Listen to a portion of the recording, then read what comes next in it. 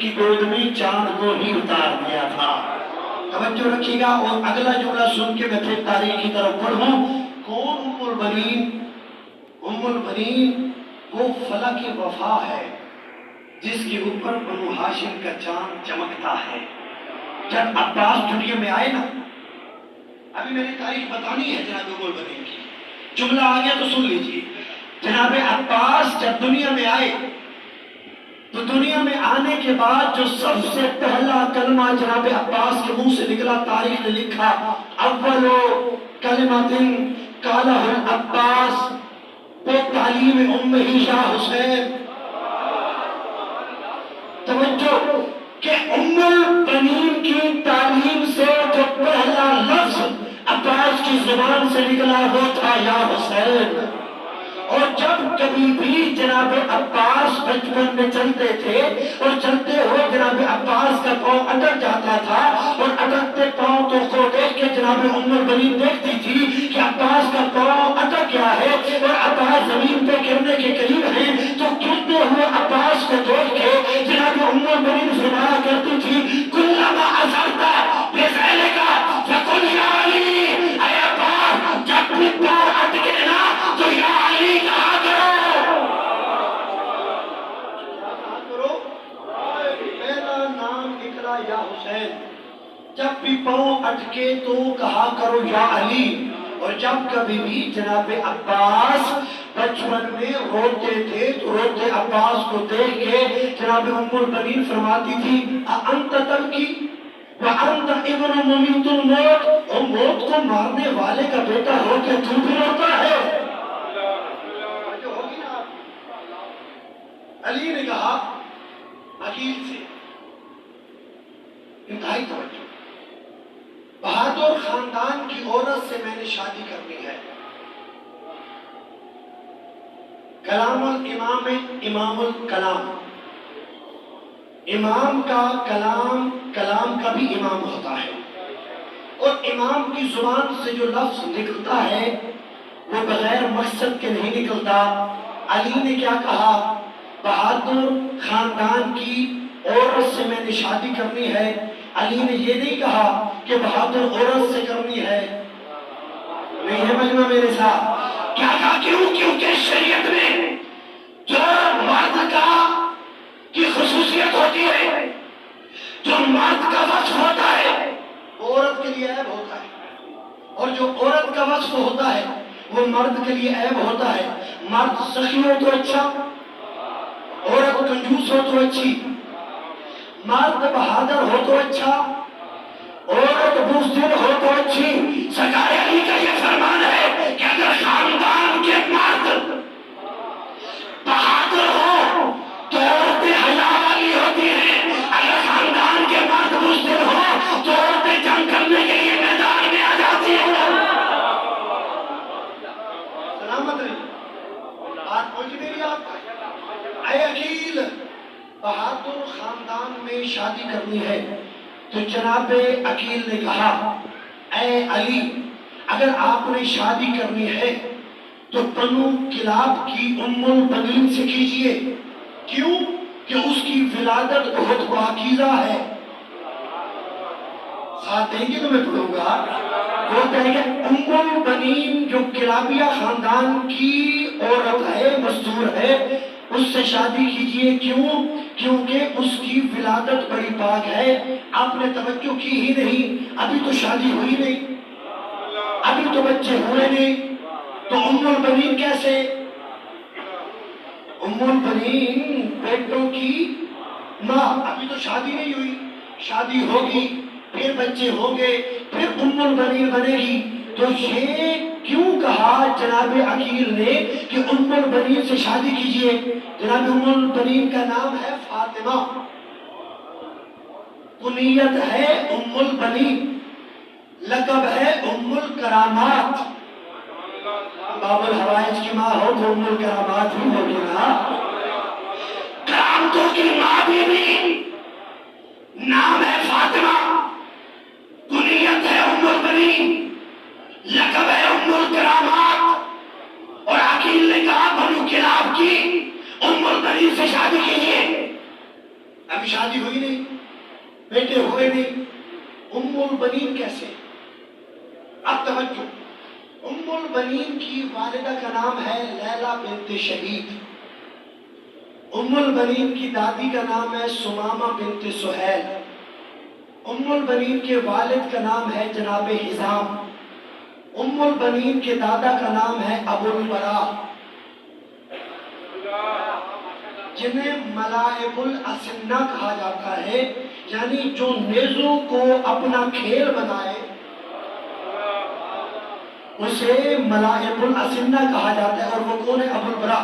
پھر سنیے، جناب ام البنین کی والدہ کا نام لیلا بنت شہید، دادی کا نام سمامہ بنت سہیل، والد کا نام جناب حزام، دادا کا نام ابو البراء۔ اتنا عظیم خاندان تھا بنی ہاشم کے بعد کہ پورے عرب میں بنی ہاشم کے بعد بنو کلاب کی تلواریں مشہور تھی،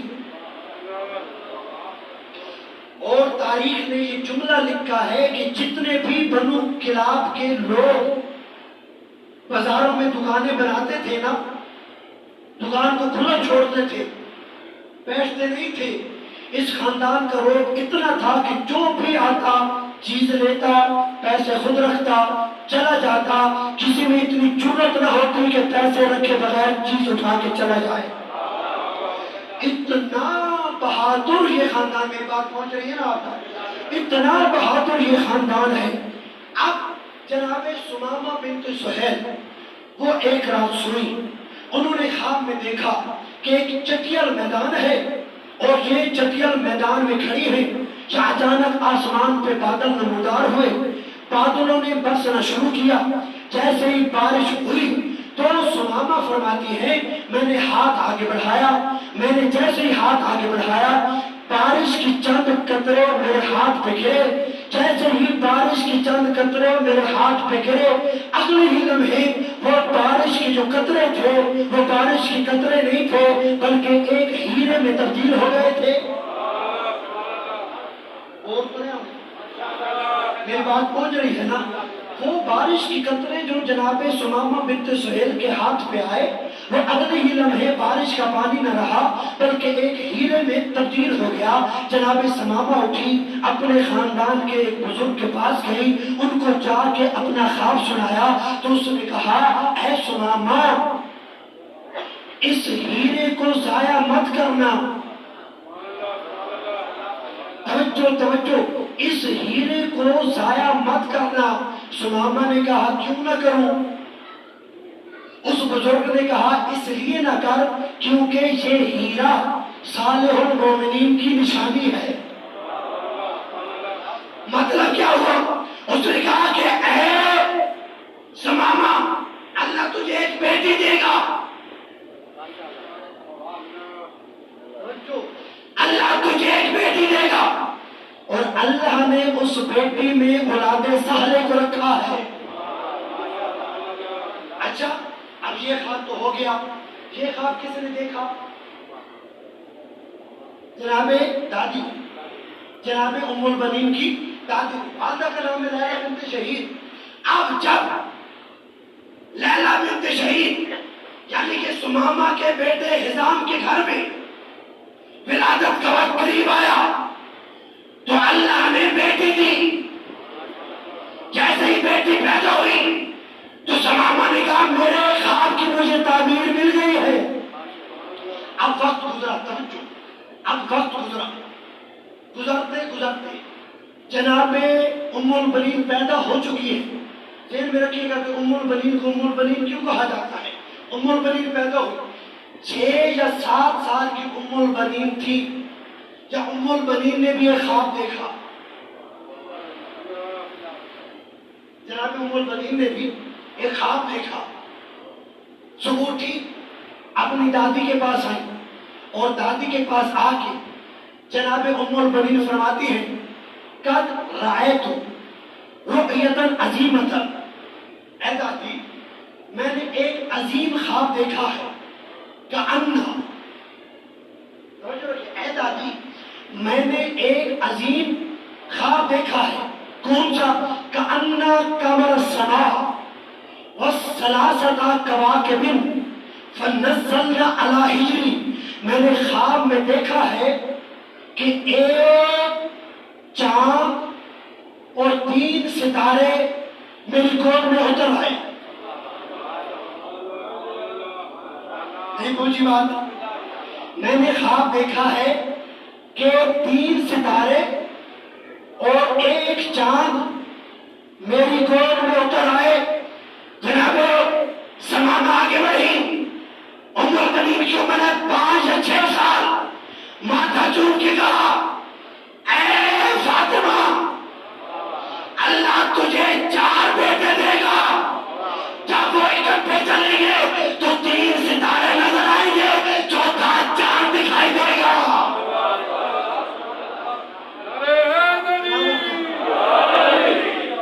جب اکٹھے چلیں گے تو 3 نظر آئیں گے ستارے، چوتھا نظر آئے گا چاند. توجہ رکھیے گا. اب وقت گزرتا گیا اور علی نے کہا اے عقیل، بات بولے تو نہیں آپ پتہ چلا کہ جناب ام المؤمنین اس خواب کے بعد پورا خاندان جناب فاطمہ کو ام المؤمنین کے نام سے یاد کرتا تھا. اس سے پہلے فاطمہ کہتے تھے.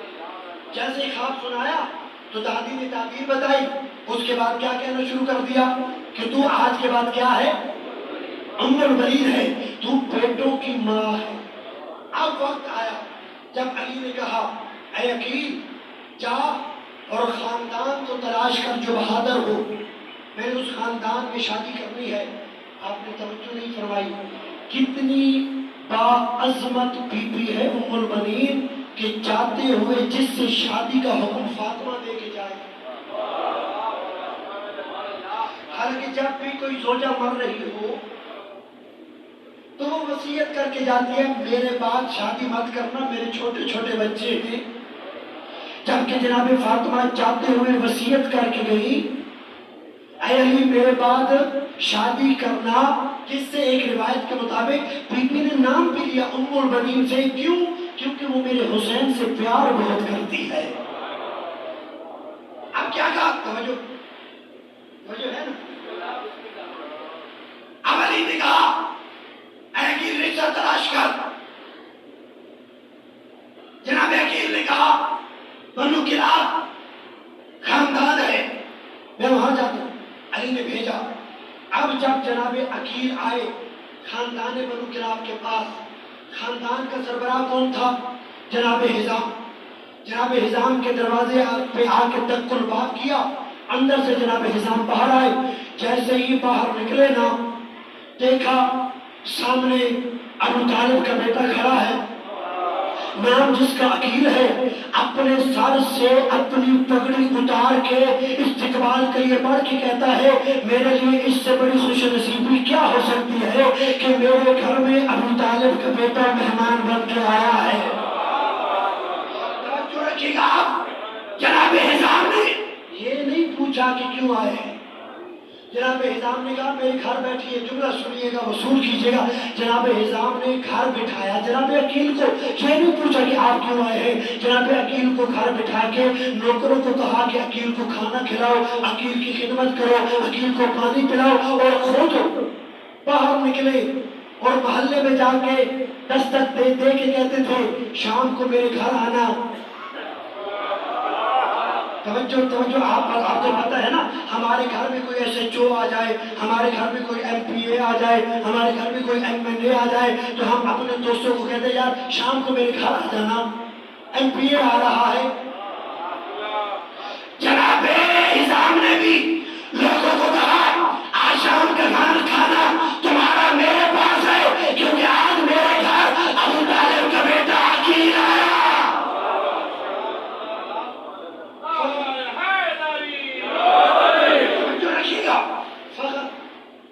فخر سے لوگوں کو بتا رہے تھے. اس کا مطلب یہ ہے کہ عرب کے اندر ابو طالب کے بیٹوں کا کسی کے گھر میں جانا باعث فخر سمجھا جاتا تھا. اب 3 دن تک جناب عقیل کی خدمت کی جناب حزام نے. 3 دن تک مسلسل خدمت کی. 3 دن کے بعد جناب حزام نے کہا اے ابو طالب کے بیٹے بتائیے آپ کیوں آئے ہیں؟ اس وقت جناب عقیل نے کہا اے حزام میں تجھ سے تیری بیٹی کا رشتہ مانگنے کے لیے آیا ہوں۔ وہ کھڑا ہوا، سنیے گا اس نے جو جملہ کہا، کمال جملہ کہا، وہ کھڑا ہوا جناب عقیل کو سینے سے لگا کے کہتا ہے بھلا اس کو رشتہ دینے سے بھی کوئی انکار کر سکتا ہے جو اللہ کے گھر میں آیا ہو؟ توجہ رکھیے گا، یہ میرے لیے سعادت کی بات ہے جو اللہ کے گھر میں آیا ہو میری بیٹی اس کے گھر جائے، جو اللہ کے گھر آیا ہو میری بیٹی بھی اس کے گھر جائے۔ لیکن اے عقیل اگر آپ اجازت دیں تو اپنی بیٹی سے پوچھ لوں، بیٹی کی رضا ضروری۔ جناب حزام اندر گئے، جناب حزام نے کہا اے میری بیٹی عقیل آیا ہے علی کے لیے تیرا رشتہ مانگنے، تجھے کوئی اعتراض تو نہیں؟ مسکرا کے جناب ام البنین فرماتے ہیں علی پہ اعتراض وہ کرے جسے جہنم میں جانے کا شوق ہو،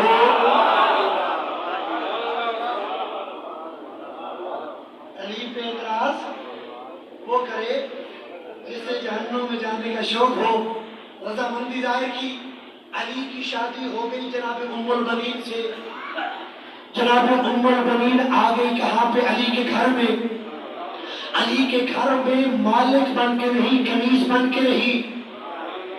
توجہ رکھیے گا، اور اس انداز میں جناب عباس کی تربیت کی کہ عباس نے بھی پوری زندگی غلام بن کے گزاری۔ ایک لمحے کے لیے بھی عباس کے ذہن میں نہیں آیا کہ میں سردار ہوں۔ ہمیشہ عباس نے یہ سوچا، توجہ، کہ میں حسین کا غلام ہوں۔ اب اگر آپ کی توجہات ہو گئی ہیں تو میں دو چار جملے فضائل عباس کے بیان کر لوں، لیکن فضائل عباس بیان کرنے سے پہلے میں آپ کی منت کر رہا ہوں، عباس سننے کے لیے پھر ولولہ چاہیے ہوتا ہے۔ اپنے ہاتھوں کو، میری آواز کو نہ دیکھیے، میرے گلے کو نہ دیکھیے، بس عباس کی عزت و عظمت کو دیکھتے جائیے اور اپنی آوازوں کو بلند کرتے جائیے۔ پوری زندگی جس عباس نے حسین کی غلامی میں گزاری ہے نا، پھر اس حسین کے صدقے میں اللہ نے جناب عباس کو عزت بھی عطا کی۔ پہلی عزت بیان کروں، آپ کی توجہ ہے؟ نہیں، ایسا نہیں، میری مجبوری ہے کہ میرا گلہ اتنا ساتھ نہیں دے رہا۔ اگر میرا گلہ میرا ساتھ دیتا تو میں دیکھتا کہ آپ میں سے کون خاموش رہتا ہو، لیکن میں جناب عباس سے طاقت مانگ کے جناب عباس کی بارگاہ میں، جناب عباس کی عزت کے، جناب عباس کی عظمت کے، جناب عباس کی شجاعت کے دو جملے بیان کرنے جا رہا ہوں۔ جناب عباس نے پوری زندگی حسین کی غلامی میں گزاری ہے، لیکن آئیے دیکھیے پھر اہل بیت نے جناب عباس کو رتبہ کیا دیا۔ تاریخ اسلام کہتی ہے، تاریخ اسلام میں جناب حمزہ بھی گزرے، جناب جعفر طیار بھی گزرے، جناب حیدر کرار بھی گزرے، علم حمزہ کے پاس بھی آیا۔ نہیں، ساتھ دیں گے میرا، علم حمزہ کے پاس بھی آیا، علم جعفر طیار کے پاس بھی آیا، علم حیدر کرار کے پاس بھی آیا، علم ام البنین کے چاند کے پاس بھی آیا۔ لیکن بڑا فرق ہے، جب تک علم حمزہ کے ہاتھ میں تھا علم کے نیچے منافق تھے، علم کے نیچے منافق تھے۔ علم جعفر طیار کے پاس آیا، علم کے نیچے منافق تھے۔ حد یہ ہے کہ علم علی کے ہاتھ میں آیا، پھر بھی علم کے نیچے منافق تھے۔ لیکن یہ کمال ہے ام البنین کے چاند کا، جب سے علم عباس کے ہاتھ میں آیا ہے نیچے قرار آئے ہیں، فرار نہیں آئے۔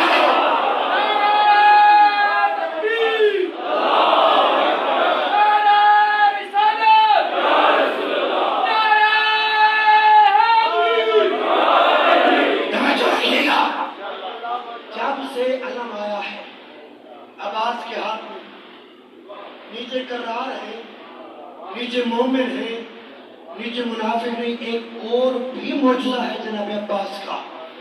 علم حمزہ نے بھی اٹھایا، علم جعفر طیار نے بھی اٹھایا، علم حیدر کرار نے بھی اٹھایا، علم جناب عباس نے بھی اٹھایا، لیکن جب علم حمزہ نے اٹھایا ہاتھ نیچے تھا،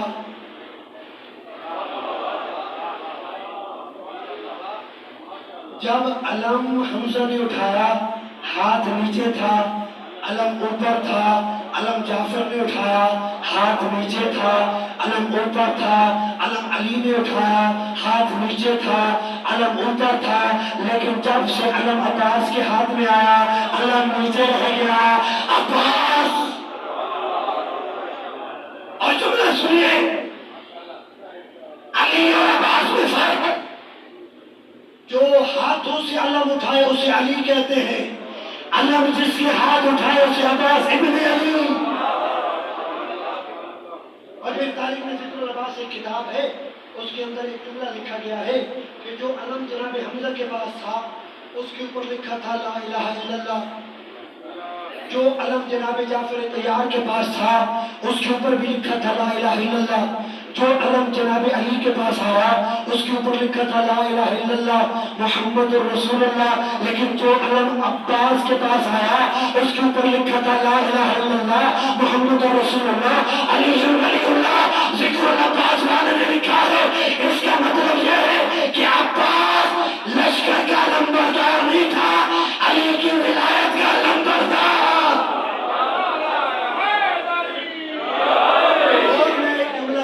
توجہ ہے آپ کی؟ ایک جملہ سماعت فرما لیجئے، یہ جو علم عباس کا ہے نا یہ علم اسلام ہے۔ میں اپنے شیعہ سنی دیوبندی اہل حدیث تمام بھائیوں سے التماس کر رہا ہوں، یہ شیعوں کا علم نہیں، یہ عباس کا علم نہیں، یہ اسلام کا علم ہے، یہ رسول خدا کا علم ہے۔ تائید چاہیے، مجھے آپ کی تائید چاہیے، اور آپ کے اس دے ہوئے ہاتھ تائید کریں گے کہ میں نے جو بات کی ہے غلط نہیں کی۔ توجہ رکھیے گا، میں کہتا ہوں جہاں کہیں بھی علم عباس کی توہین ہو، میرے مسلمان بھائیوں کو یہ سوچنا چاہیے کہ یہ عباس کے علم کی نہیں، اسلام کے علم کی توہین ہو رہی ہے۔ کیونکہ جب 12 ربیع الاول کا جلوس نکلتا ہے یا نہیں نکلتا، لوگ سبز کلر کا کپڑا لیتے ہیں، اس کے اوپر رسول کی نالین بناتے ہیں، بنتی ہے یا نہیں بنتی؟ اس کے اوپر بنتی ہے رسول کی نالین، شیعہ ہو سنی ہو، اسے چومتے ہیں، اسے ماتھے پہ لگاتے ہیں، اسے آنکھوں پہ لگاتے ہیں۔ اس پہ بنا کیا ہوتا ہے؟ نالین۔ نالین کس کی؟ محمد کی۔ سبز کپڑا، اوپر نقش نالین مصطفیٰ کا۔ نالین پہنی کہاں جاتی ہے؟ نہیں مجمع میرے ساتھ، نالین پہنی جاتی ہے پاؤں میں۔ تو پھر سمجھ میں نہیں آتی بات، جو محمد پاؤں میں پہنے اس کا جھنڈا اٹھاتے ہو، اور جنہیں محمد کاندھوں پہ اٹھایا ان کے علم کو بدعت کہتے ہو۔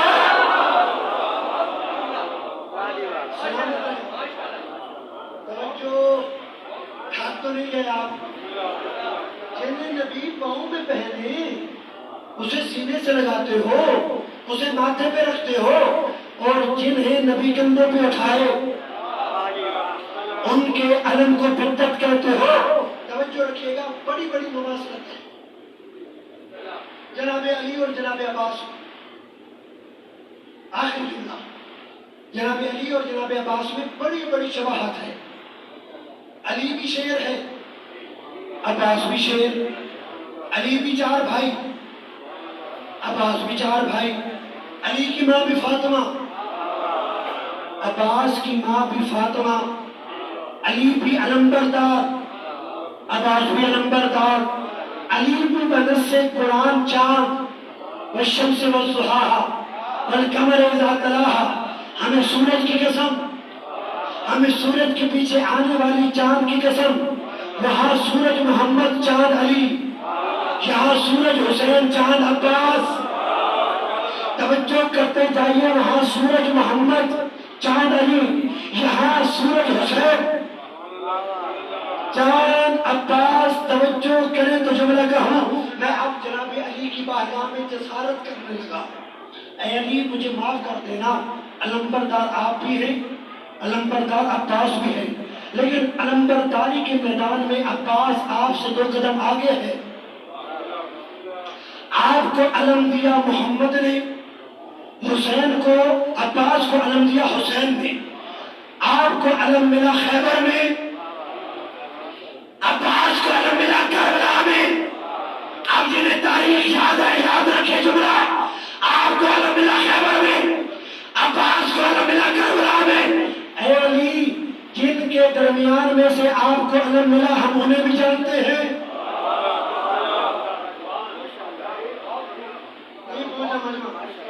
جن کے درمیان سے آپ کو علم ملا ہم انہیں بھی جانتے ہیں، اور جن کے درمیان سے عباس کا علم ملا ہم انہیں بھی جانتے ہیں. جنہیں ابھی تک جملہ سمجھ نہیں آیا وہ یہ جملہ سن کے سمجھ لو، پتھروں میں ہیرے کا چمکنا اور ہے، ہیروں میں ہیرے کا چمکنا ہے.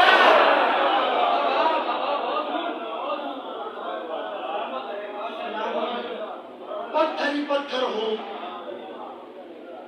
ان میں سے ہیرا چمکے اور جہاں ہو ہی ہیرے، اور ان ہیروں میں وہ چمکی. بلکہ اگلا جملہ حضرت زیدی صاحب فرمایا کرتے تھے، اندھیری رات میں چاند کا چمکنا اور ہے، سورج کی روشنی میں چاند کا چمکنا.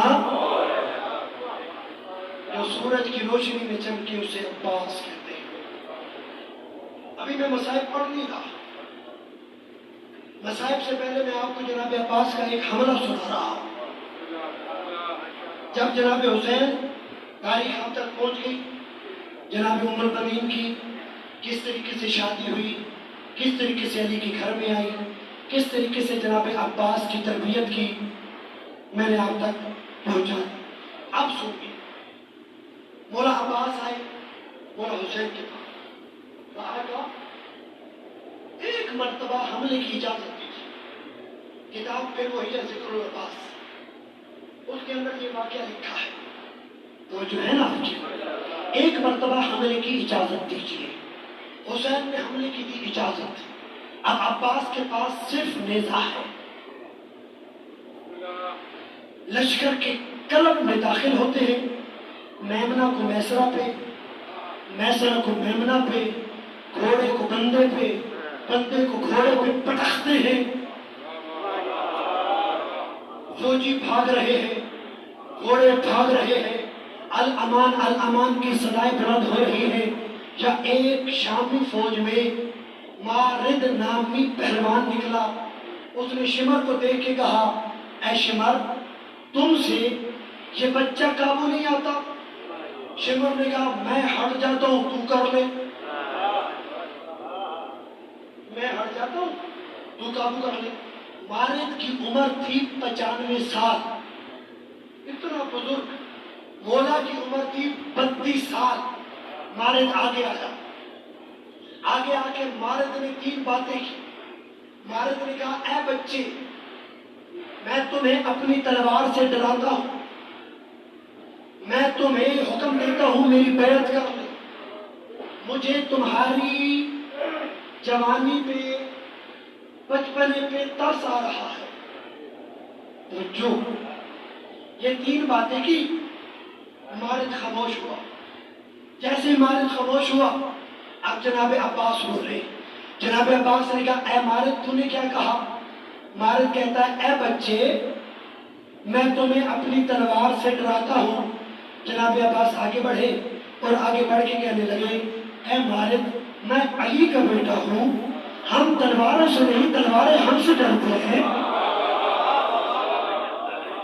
ہم تلواروں سے نہیں تلواریں ہم سے ڈرتی ہیں. نتیجہ اگر آپ تک پہنچ گیا تو آپ کل تک بھی واہ کرے. نتیجہ بڑا لطیف ہے. خدا کی قسم توجہ آپ کی چاہتا ہوں. دوسری بات تو نے کہا کہ بیعت کر، میں نے حسین کے ہاتھ پہ بیعت کی ہے، اور جو حسین کے ہاتھ پہ بیعت کرے پھر وہ کسی کی بیعت نہیں کرتا. تیسری بات تو نے یہ کہی کہ مجھے تیرے بچپنے پہ ترس آ رہا ہے. یہاں پہ جناب عباس نے سقیفہ کو کربلا سے ملایا.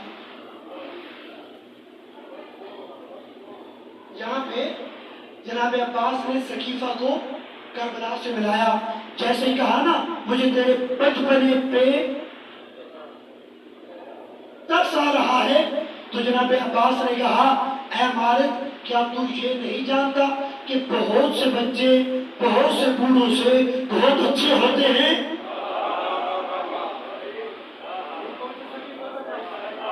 بہت سے بچے بہت سے بڑوں سے بہت اچھے ہوتے ہیں۔ توجہ، جو اس نے جناب عباس پہ حملہ کیا، جناب عباس نے اس کے ہاتھ سے نیزہ کھینچا، نیزے کا کھینچنا تھا، جب جناب عباس نے نیزے کو اس کے گھوڑے پہ مارا، جیسے گھوڑے پہ مارا، مالد گھوڑے سے زمین پہ گرا، پیچھے کھڑا تھا مالد کا ایک غلام، اس کے ہاتھ میں تھا ایک گھوڑا، وہ جلدی سے دوڑا کہ میں اپنے آقا کو گھوڑے پہ سوار کرا کے اپنے آقا کی جان بچا کے لے جاؤں۔ جیسے عباس نے دیکھا گھوڑے کو، تاریخ نے اس گھوڑے کا نام لکھا ہے تاویہ۔ گھوڑے کا نام کیا تھا؟ تاویہ۔ جب جناب عباس نے تاویہ کو آتا دیکھا، اپنے گھوڑے سے جناب عباس نے جست لگائی، تاویہ کی پشت پہ آئے، گھوڑے کو حسین کی طرف لے کے بڑھے، جب پیچھے سے شمر نے کہا اے مارد عباس کے پیچھے مت جانا، جو گھوڑا ہم نے حسن سے چھینا تھا عباس نے واپس لے لیا ہے، جو گھوڑا ہم نے حسن سے چھینا تھا عباس نے واپس لے لیا ہے۔ اس کا مطلب ہے اہل بیت کی یہ سنت ہے کہ اہل بیت سے جو بھی کوئی چھینے پھر وارث آگے واپس اسے لے لیتا تھا۔ حسن سے گھوڑا چھنا عباس نے لیا، فاطمہ سے فجا چھنا مہدی آگے لے گا، مہدی آگے لے گا۔ عزیزان محترم، آج کے علاوہ حسین ایک رات کا مہمان ہے۔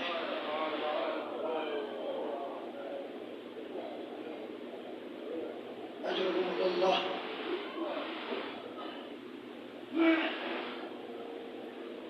شیخ مہدی ہے، ان کے خواب میں جناب عباس آئے، اور جناب عباس نے کہا اے شیخ مہدی پانی میری قبر کے قریب آ گیا ہے،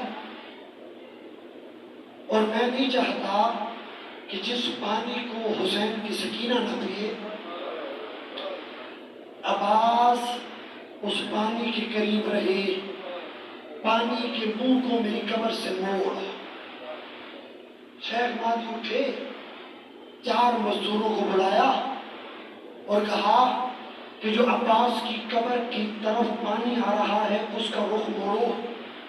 4 مزدوروں کو لے کے شیخ مہدی قبر کے نیچے اترا، تو ان 4 میں سے ایک مزدور ماتم کرنے لگا، گریہ کرنے لگا۔ شیخ مہدی نے کہا تو روتا کیوں ہے، تو ماتم کیوں کرتا ہے، تو گریہ کیوں کر رہا ہے؟ تو اس نے کہا اے شیخ مہدی آج سے 5 دن پہلے تو نے مجلس پڑھی تھی، اور مجلس کے اندر تو نے مصائب عباس پڑھے تھے، اور مصائب عباس میں تو نے ہمیں بتایا تھا کہ عباس اتنا لمبا قد رکھتے تھے کہ عباس جب گھوڑے کے اندر بیٹھتے تھے تو عباس کے پاؤں زمین کے ساتھ گھسیٹتے ہوئے نظر آتے تھے۔ تو نے ہمیں یہ کہا ہے کہ عباس اتنے دراز قد تھے، لیکن جب ہم نے قبر دیکھی ہے اور قبر تو کتاب جتنی ہے، اجرک من اللہ اتنا جملہ سننا تھا کہ شیخ مہدی نے امامہ اتارا، اسے سینے سے لگایا اور لگا کے کہا اے رونے والے، جتنا سجاد کو ملا تھا اتنا سجاد نے دفن۔ اپنی صداؤں کو بلند کیجئے۔ آج زینب کے برقعے کی بات ہو رہی ہے، آج اصغر کی پیاس، سکینہ کی آس کا تذکرہ ہے۔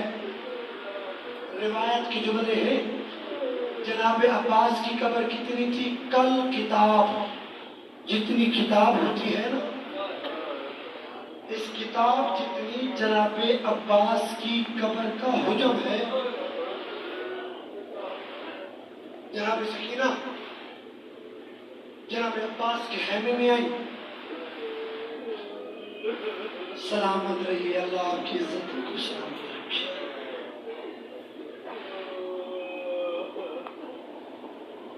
میں رکا ہوں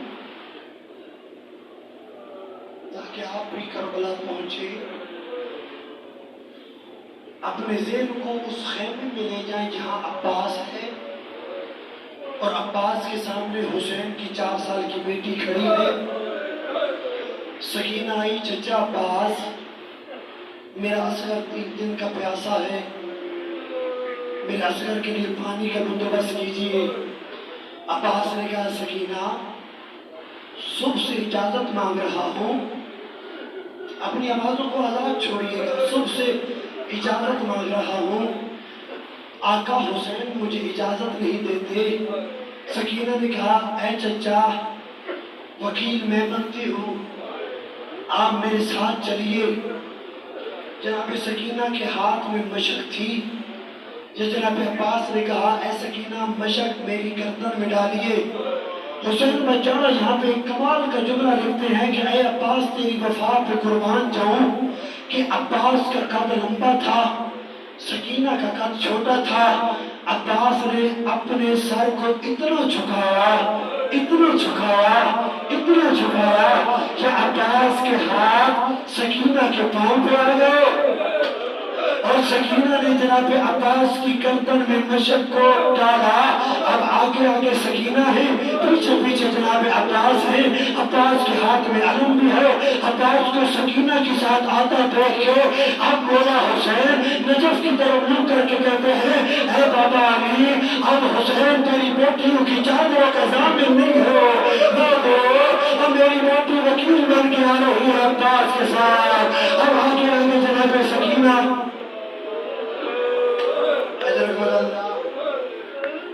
پوچھ بابا میرا بھائی پیاسا ہے۔ سکینہ کو سینے سے لگا کے جناب حسین نے کہا اے سکینہ تو مجھے بتا تیرے بھائی کی عمر کتنی ہے؟ کہا 6 ماہ۔ حسین نے کہا میرے بھائی کی عمر کتنی ہے؟ کہا 32 سال۔ سکینہ کو دیکھ کے رو کے حسین کہتے ہیں اے سکینہ دھیان سے بھیجنا، کہیں ایسا نہ ہو نہ تیرا 6 ماہ کا بچے نہ میرا 32 سال کا جوان بھائی بچے۔ خدا کی قسم جس نے رونا ہے وہ اس جملے پہ بھی اگر نہ رویا پھر اس کے بعد وہ کسی مسائل پہ نہیں رو سکتا۔ اب جناب حسین نے جناب عباس کو تیار کروایا۔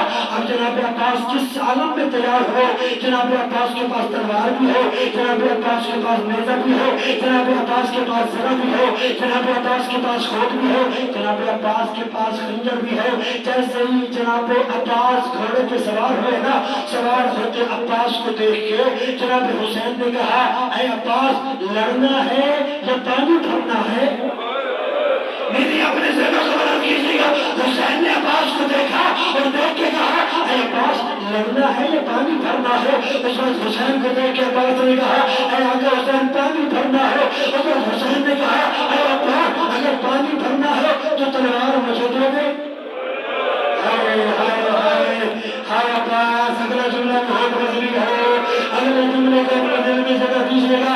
اے عباس تلوار مجھے دے دو، اے عباس نیزہ مجھے دے دو، اے عباس صرف خنجر اپنے ساتھ لے جا۔ اس وقت جناب عباس نے کہا اے آقا حسین میں تیری منت کرتا ہوں، انہوں نے میرے اکبر کو مارا ہے، انہوں نے میرے قاسم کو مارا ہے، انہوں نے میرے غلام محمد کو مارا ہے، مجھے لڑنے کی اجازت دے۔ جب عباس نے لڑنے کی اجازت مانگی نا اس وقت تلوار دے کے حسین پیچھے ہٹے اور پیچھے ہٹ کے کہنے لگے اے عباس جا لڑ تیری مرضی ہے، لیکن لڑنے سے پہلے اتنا یاد رکھنا تو دن کے بعد جتنا انہیں مارے گا شام کے بعد اتنا یہ میری بہن مارے گا۔ اور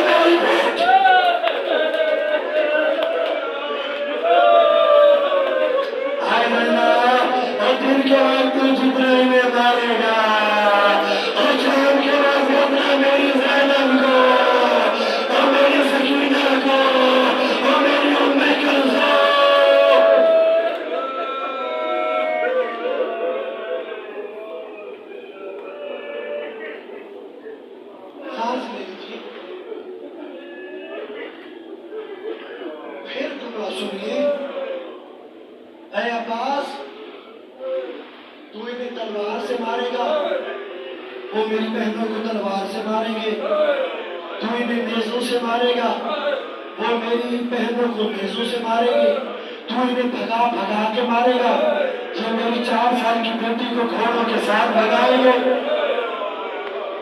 اجرک من اللہ، اتنا سننا تھا یا تلوار دے دی، نیزہ دے دیا، علم لے کے، مشک لے کے عباس پہنچے دریا کے کنارے، عباس نے پانی بھرا، گھوڑے پہ سوار ہوئے، جا فوج نے حملہ کیا،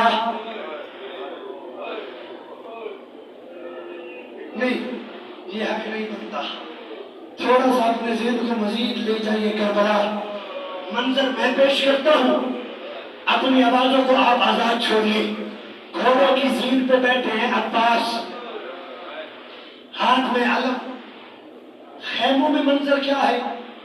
چھوٹے چھوٹے بچوں کو سکینہ اپنے پاس بلا کے کہتی ہے وہ علم نظر آ رہا ہے نا، ابھی چچا آئے گا، ابھی پانی لائے گا، ابھی ہم کشکول بھریں گے، ابھی ہم پانی پیئیں گے، بس ابھی چاچا آ رہا ہے، علم نظر آ رہا ہے، سکینہ بچوں کو تسلی دے رہی ہے، یہ ظالم نے وہاں کیا، عباس کا دایا بازو ٹوٹ کے زمین کربلا پہ گرا، عباس نے مشک کو دوسرے ہاتھ میں پکڑا، یا ظالم نے حکیم ابن طفیل نے دوسرا وار کیا، جناب عباس کا دوسرا بازو بھی کٹ کے زمین پہ گرا، اب جناب عباس نے مشک کو منہ میں لیا، ایک ظالم نے کہا مشک میں تیر مارو، تیر کا مشک میں لگنا تھا، پانی زمین کربلا پہ گرا، پانی نہیں گرا، عباس کی اللہ۔ اب مجھے یہ بتائیے، تسلی سے رک کے میں مسائل پورے پڑھوں گا، آپ نے حوصلے سے سننا ہے، چائے کی گلا میرا ساتھ نہیں دے رہا، لیکن میں پھر بھی مولا سے مدد میں مانگ کے تو مصیبت کی جملے اور بھی پڑھوں گا۔ بازو کٹ گیا، دونوں کٹ گئے، اچھا اگر آپ کے منہ کی طرف کوئی چیز آئے تو آپ کیسے روکتے ہیں؟ آپ کے چہرے کی طرف کوئی چیز آئے تو آپ ہاتھوں سے روکتے ہیں نا، عباس کے آپ بازو تو تھے نہیں، اب جو تیر آتا، جو نیزہ آتا، جو خنجر آتا، اجرک من اللہ، جناب عباس کے کوئی ماتھے پہ، کوئی آنکھ میں نہیں، عمل ماتھا جو رکھے گا، جہاں راوی روایت کرتا ہے، ابھی جناب عباس زینے سے جناب پہ تھے، جائے ظالم نے کوچ مارا، اتنا وزنی کوچ تھا، یا عباس کا سار 4 حصوں میں تقسیم،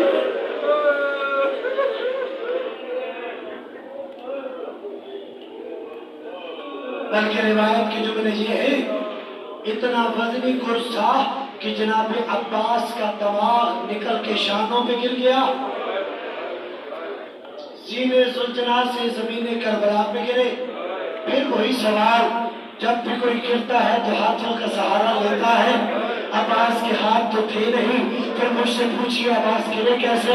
اپنے چہرے کے بعد عباس زمین کربلا پہ گرے، عباس کا زمین کربلا پہ گرنا تھا، تو جناب عباس نے کہا اے آقا حسین، وہ تیرا غلام زمین پہ گر گیا ہے۔ اب جناب حسین نے سنا عباس کو سنا، اپنی کمر پہ ہاتھ رکھا اور ہاتھ رکھ کے کہا اے عباس، وہ تیرے جانے نے میری کمر کو توڑ دیا ہے۔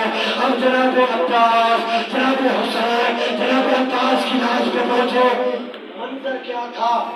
عباس کی ایک آنکھ میں تیر تھا، عباس کی دوسری آنکھ میں خون تھا، حسین نے جناب عباس کی آنکھ سے خون کو صاف کیا، توجہ رکھے گا، اور صاف کر کے کہا اے عباس، تو میرا ساتھ چھوڑ کے جا رہا ہے، جانے سے پہلے مجھ حسین کی ایک حسرت ہے وہ پوری کر۔ حسین نے کہا اور عباس نے کہا اے آقا حسین، حسرت کون سی ہے؟ حسین نے کہا اے عباس، پوری زندگی تو نے اپنے آپ کو غلام بولا ہے، آج حسین چاہتا ہے کہ تو حسین کو بھائی بنا۔ اس وقت جناب عباس نے کہا اے آقا حسین، میں اپنی ماں سے وعدہ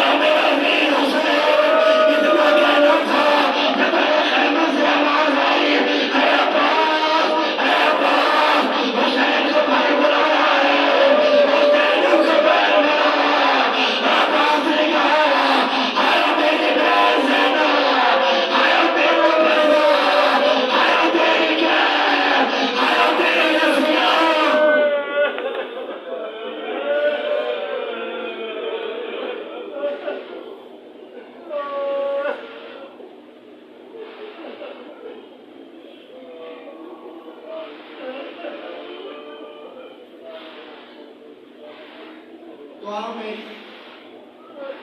ہمیشہ جملہ پڑھتا ہوں، جب علم گرا نا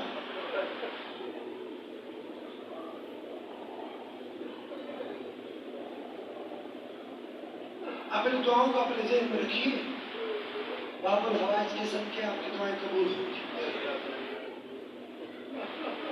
جب علم گرا تھا نا زمین میں،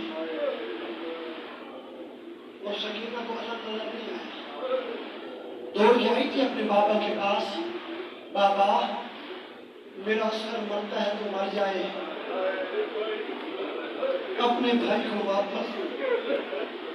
سکینہ کو سینے سے لگا کے کیا کہا، اے سکینہ میں نے تجھے کہا تھا نا کہیں ایسا نہ ہو میرا بھی نہ بچے تیرا بھی نہ بچے۔ اب اگر آپ مصائب پہ ذہن لگا کے بیٹھے ہیں تو جملہ سنیے، حسین جب لاشی عباس پہ پہنچے نا، حسین بجارہ صاحب نے یہ جملہ لکھا ہے، جہاں سے عباس کو اٹھاتے نہیں سمجھا میرا مجمع، عباس کی لاش پڑی ہے زمین کربلا پہ، جہاں سے عباس کو ہاتھ لگاتے عباس ٹکڑوں میں تقسیم ہو جاتا۔ جب یقین ہو گیا نا جناب حسین کو کہ میں عباس کی لاش کو نہیں اٹھا سکتا، اب خالی مشق اٹھائی، علم اٹھایا، حسین چل خیمے کی طرف رہے ہیں، لوگ عباس کو رہے ہیں۔ جیسے حسین خیمے کی جانب گئے نا، شامی فوجوں نے جناب عباس کی لاش کے گرد گھیرا بنایا اور جناب حسین کو دیکھ دیکھ کے تالیاں بجا بجا کے کہتے تھے، آج بدر کے بدلے ہو، آج احد کے بدلے ہو، ابراہیم روایت کرتا ہے جس کے پاس تلوار تھی اس نے عباس کا تلوار ماری، جس کے پاس مرزا تھا اس نے عباس۔ حسین پہنچے خیمے میں، جناب زینب بھائی آگے کہنے لگی ہے، حسین ہر لاش کو لے آیا ہے خیمے میں، عباس کی لاش کو نہیں لایا۔ حسین نے چاہا کہ اگر میں نے بتایا تو میری بیٹی سکینہ مر نہ جائے۔ حسین نے کہا ہے زینب عباس ہے جوان، میں ہوں بزرگ، میری اتنی طاقت نہیں تھی کہ میں عباس کو اٹھاتا۔ اتنا جملہ سننا تھا یا سکینہ دوڑی کبھی رباب کے خیمے میں، کبھی ام کلثوم کے خیمے میں، کبھی لیلا کے خیمے میں، اور جا جا کے کہتی اے پھوپھیو میرا بابا بوڑھا ہے، میرا چچا جوان ہے، میرے بابا سے میرے چاچا کی لاش اٹھائی نہیں جاتی، آؤ میرے ساتھ میدان کربلا میں ہم اپنے چچا کی لاش کو اٹھا کے لاتے ہیں۔ خالق اکبر آپ کی حاضریوں کو قبول فرمائے۔ آج 9 محرم کی رات، کل 9 محرم کا دن، کل شب عاشور ہے، اجر اللہ، کل مصائب کی رات ہے۔ خالق اکبر ان مصائب اور غربتوں کی راتوں کے صدقے میں آپ کی مشکلات کو آسان فرمائے۔ ملک منیر صاحب کا روزانہ نیاز کا بندوبست کرنا اپنی بارگاہ میں قبول فرمائے۔ آپ کے اتنی کثیر تعداد میں مومنین و مومنات کا ذکر حسین میں حاضر ہونا قبول فرمائے۔ یقین محمد و اہل بیت محمد، شہدائے شاہ نجف، شہدائے افغانستان، شہدائے پشاور اور شہدائے ملت جعفریہ کو شہدائے کربلا کے ساتھ معشور فرمائے۔ انجوان جہاں نثاران اہل بیت پاکستان کی توفیقات خیر میں اضافہ فرمائے۔ جتنے بھی سیکیورٹی پہ مامور ہمارے افراد ہیں، خالق اکبر ان کی ڈیوٹی کو قبول فرمائے۔ بیکی محمد و اہل بیت محمد، ایک مومن محمد ہاشم بیمار ہیں، دعا کیجیے خالق اکبر انہیں شفاء کامل و عاجل عطا فرمائے۔ جن جن مومنین نے میرے ذمہ جو دعائیں لگائی ہیں خالق اکبر ان دعاؤں کو قبول فرمائے۔ سید حامد حسین شاہ صاحب نے میرے ذمہ دعا لگائی ہے، خالق اکبر ان کی توفیقات خیر میں اضافہ فرمائے۔ بیکی محمد و اہل بیت محمد جو مومنین دہمے درہمے سخنے اس امام برگاہ و مسجد کے ساتھ تعاون کر رہے ہیں، خالق اکبر تمام کے تعاون کو ہے کہ محمد و بیت محمد ہمارے افغانستان کے مومنین بہت مشکل اپنی زندگی گزار رہی ہے. ہجرت کی زندگی بہت مشکل زندگی ہوتی ہے.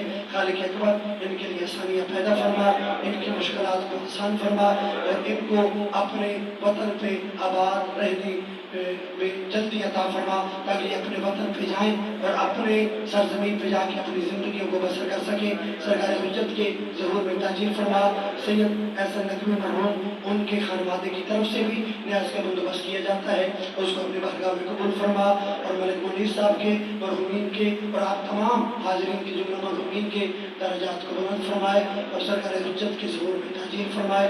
ربنا تقبل منا انك انت السميع العليم وعلى الطيبين الطاهرين المعصومين ورحمة الله على القائدين ماتم حسین.